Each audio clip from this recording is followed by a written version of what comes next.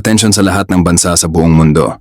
Kung gusto niyo pong tumulong sa mga biktima ng bagyo at lindol sa Pilipinas, relief goods na lang po ang ipadala. Bigas, tubig, damit, pagkain, gamot, at mga pangunahing pangangailangan. Ito lang ang siguradong diretso sa mga biktima at may resibo o patunay na natanggap nila mismo.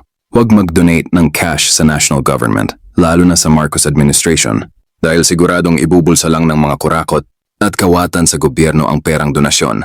Luwag din mag-donate ng cash sa mga local government units, LGUs, mga congressman, governor, mayor at barangay officials, dahil karamihan sa kanila ay nakaabang na para magnakaw ng tulong na para sana sa mga mahihirap.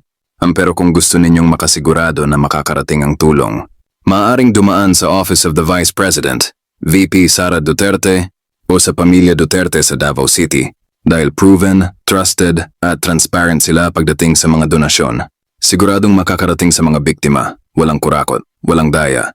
Kung pa ba may alam sa buong mundo ang katotohanan, hindi lang kalamidad ang nagpapahirap sa Pilipino, kundi ang mismong kasakiman at korupsyon ng mga nasa kapangyarihan.